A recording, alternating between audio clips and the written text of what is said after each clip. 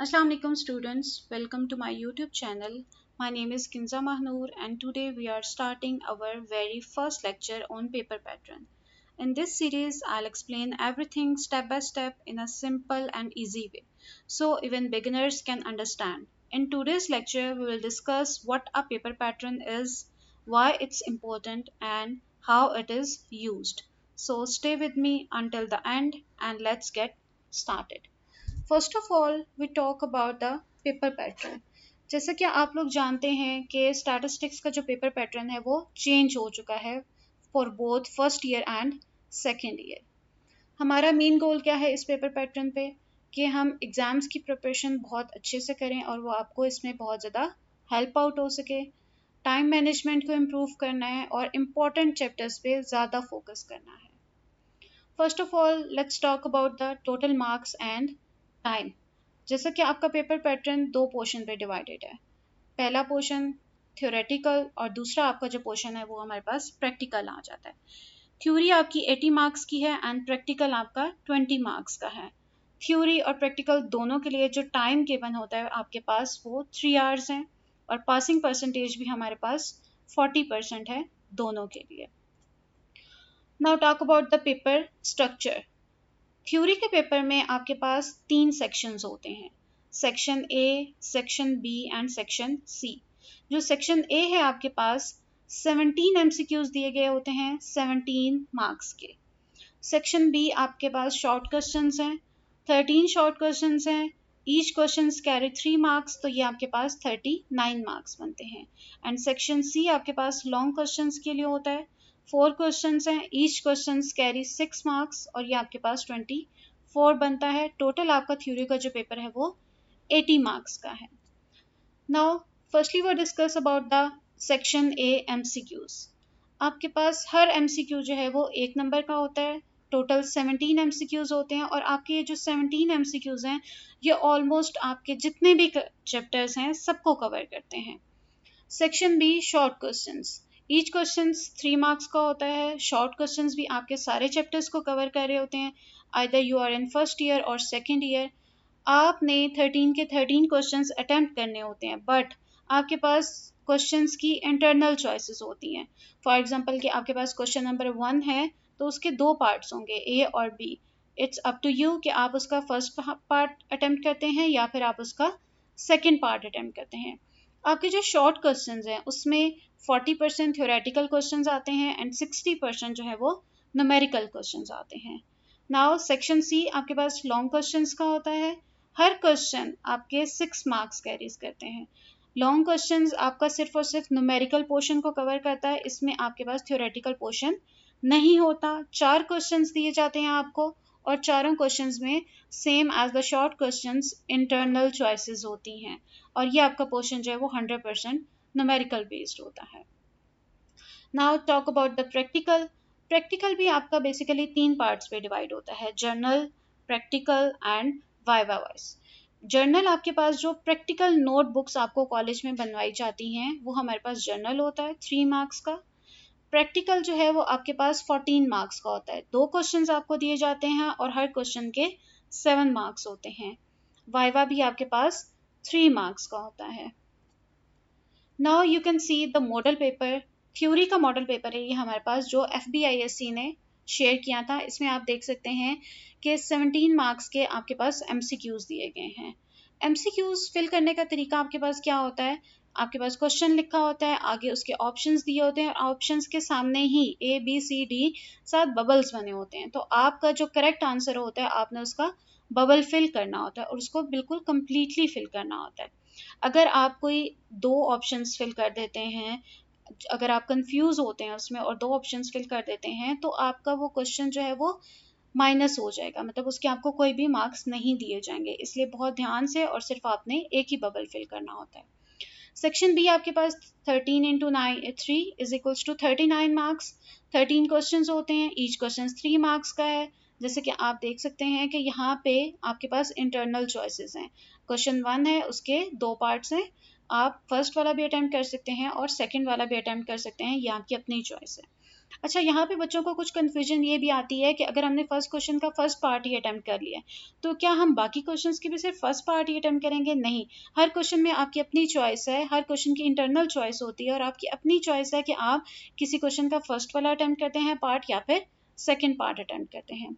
Same for the section C, 4 questions आपको given है, 6 marks each question carries, और इस तरह भी आपके पास इंटरनल चॉइसेस गिवन है। आपकी मर्जी है इसमें से आप क्वेश्चन नंबर 3 का पार्ट ए करते हैं या पार्ट बी करते हैं, लेकिन आपने एक पार्ट लाजमी करना है और इसके चारों के चारों क्वेश्चन ही आपने अटेम्प्ट करने हैं।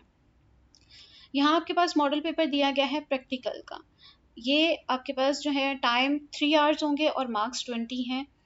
आपने दोनों क्वेश्चन अटेम्प्ट करने हैं, लेकिन यहाँ पे आपके पास दोनों क्वेश्चन में इंटरनल चॉइसेस यहाँ पर भी आ रही हैं। तो अटेम्प्ट आपने दोनों क्वेश्चंस करने हैं और इस तरह से आपके पास इंटरनल चॉइसेस में सिर्फ क्वेश्चन नंबर 1 में भी और में क्वेश्चन आ रहा है। आपकी मर्जी है, जो क्वेश्चन आपको आसान लगता है वो आप अटेम्प्ट कर सकते हैं। यहाँ पे मैं आपको कुछ प्रिपरेशन टिप्स देती जाऊंगी। जैसा कि पहला पॉइंट हमारे पास है प्रैक्टिस पास्ट पेपर्स। अब आपका पेपर पैटर्न तो चेंज हो चुका है, लेकिन स्टिल आप पास्ट पेपर की प्रैक्टिस करें। वो इसलिए कि जब भी आप पास्ट पेपर की प्रैक्टिस करते हैं तो वहाँ से आपको ये आइडिया हो जाता है कि क्वेश्चंस किस तरह के आते हैं। जैसे कि स्टैट्स में जो शॉर्ट क्वेश्चंस हैं वो ज़्यादातर आपके पेपर के बुक के एंड पे दिए जा रहे होते हैं। लास्ट में आपको जो भी एक्सरसाइजेज हैं वहाँ पे आपको शॉर्ट क्वेश्चंस दिए जा रहे होते हैं। कुछ बच्चे उसको सॉल्व करते हैं, कुछ नहीं भी करते। लेकिन जब आप पास्ट पेपर्स की प्रैक्टिस करेंगे तो वहाँ से आपको आइडिया हो जाएगा कि शॉर्ट क्वेश्चंस किस तरह से आ सकते हैं, और जब आप उनको प्रैक्टिस करते हैं तो वैल्यूज चेंज भी आए तो आपको ज़्यादा इशू नहीं होगा। सेकेंड है लर्न फार्मूलाज। फार्मूलाज को मेमोराइज करें, जितना ज़्यादा हो सकता है फार्मूलाज को याद करें। विदाउट फार्मूला आप कोई भी क्वेश्चन अटेम्प्ट कर ही नहीं सकते। Focus on numericals. न्यूमेरिकल पे फोकस करने का इसलिए कहा जाता है क्योंकि आपका ऑब्जेक्टिव जो आता है उसमें भी एटलीस्ट 6 to 7 जो MCQs आते हैं वो न्यूमेरिकल बेस्ड होते हैं। देन शॉर्ट क्वेश्चंस में भी 60% आपका न्यूमेरिकल कवर हो रहा होता है, और जो लॉन्ग क्वेश्चंस हैं वो तो आपका 100% ही न्यूमेरिकल बेस्ड होता है। तो न्यूमेरिकल्स पे ज़्यादा फोकस करें। Revise definitions. As you all know that statistics है आपका बहुत छोटी छोटी सी और माइनर माइनर सी डेफिनेशंस हैं। बार बार उन डेफिनेशंस को रिवाइज करें, अपने कॉन्सेप्ट्स को क्लियर करें, उनको अंडरस्टैंड करें, ताकि अगर आपके पास डायरेक्ट डेफिनेशंस आ भी जाती हैं तो वो आपके मार्क्स उस वजह से डिडक्ट ना हो। Manage time in exam, this is the most important thing. Time manage करना आपको आना चाहिए। आप जब तक प्रैक्टिस नहीं करेंगे, कोई भी क्वेश्चन आप प्रैक्टिस करके नहीं देखेंगे तो आपको आइडिया नहीं होगा कि आपका एक क्वेश्चन कितना टाइम लेता है। तो आपने इस चीज़ का भी ध्यान रखना है ताकि आपको आइडिया हो कि आपका एक क्वेश्चन कितने मिनट्स ले रहा है और उसके अकॉर्डिंग आप अपना सारा टाइम मैनेज करें। Common mistakes by students. बहुत सारे स्टूडेंट्स जो मिस्टेक्स करते हैं, इग्नोरिंग फार्मूलाज। फार्मूलाज को इग्नोर कर देते हैं, एक दफ़ा पढ़ा, 2 दफ़ा पढ़ा एंड दैट्स इट। तो जब आप पेपर करने बैठ रहे हैं वहाँ पे आपको फार्मूलाज भूल जाते हैं। एक फार्मूला भी आपके पास आगे पीछे हो जाता है तो वो सारा का सारा क्वेश्चन आपका गलत हो जाता है। Poor time management. अब पुअर टाइम मैनेजमेंट कैसे है कि जब आपने क्वेश्चंस को प्रैक्टिस ही नहीं किया तो आपको आइडिया ही नहीं होगा कि एक क्वेश्चन जो है वो आपके कितने मिनट्स लेता है। जब आप क्वेश्चन उसको बहुत अच्छे तरीके से प्रैक्टिस करेंगे आपको आइडिया होगा कि आपका एक क्वेश्चन कितने मिनट्स लेता है, तो आप उसको पेपर में बहुत अच्छे तरीके से मैनेज कर सकते हैं। Note showing steps. कुछ बच्चे स्टेप्स मिस कर देते हैं फर्स्ट ईयर में भी, इवन सेकेंड ईयर में भी। सेकेंड ईयर में भी जैसे आपके पास टेस्टिंग वगैरह है तो वहाँ पे स्टेप्स बहुत ज़्यादा इंपॉर्टेंट होते हैं। आपका हर स्टेप्स जो है वो मार्क्स गेनिंग है, हर स्टेप के अलग अलग मार्क्स होते हैं, तो आप स्टेप्स को मिस मत किया करें। Weak graph presentations. ग्राफ की प्रेजेंटेशन बहुत वीक है बच्चों की, कि आप कुछ ड्रॉ करते हैं, कोई लाइंस किसी तरफ जा रही होती है, कोई लाइंस किसी तरफ जा रही होती हैं, तो वो आपको ग्राफ को प्रेजेंट करना आना चाहिए। मतलब जब तक आपको प्रेजेंट करना नहीं आएगा आप किसी भी डाटा के बारे में एग्जैक्ट नहीं बता सकते। तो ग्राफ प्रेजेंटेशन पे भी काम करें। जैसे कि अभी हम देखें, सिंपल सी एक एग्जांपल लेते हैं कि आपके पास नॉर्मल डिस्ट्रीब्यूशन वाला चैप्टर है। अगर वहाँ पे भी आपको आइडिया हो कि ग्राफ लेफ्ट साइड पे लाई कर रहा है, राइट साइड पे लाई कर रहा है या मिडल में लाई कर रहा है, जब आप वो ग्राफ बना लेते हैं प्रेजेंटेशन, वो ज़्यादा क्लियर पिक्चर आपके पास आ जाती है, तो एग्जामिनर को भी वो चेक करने में और समझने में आसानी होती है। Okay, conclusion is that statistics needs practice and understanding. Statistics में आपको प्रैक्टिस और अंडरस्टैंडिंग दोनों चीज़ों की ज़रूरत है। जितनी ज़्यादा आपकी प्रैक्टिस होगी उतना ही ज़्यादा चीज़ें आपको आसान लगेंगी और समझ आएंगी।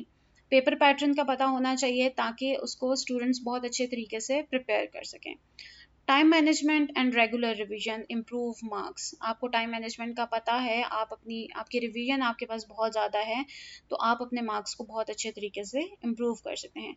Focus on formulas, numericals and important chapters पे भी फोकस करें। कुछ चैप्टर्स ऐसे हैं स्पेसिफिकली कि जिनमें से लाजमी आपके पास लॉन्ग क्वेश्चंस आते हैं। कुछ क्वेश्चंस ऐसे हैं चैप्टर्स जिनमें से आपको आइडिया होता है कि इसी में से हमारे पास शॉर्ट क्वेश्चंस भी लाजमी आएंगे।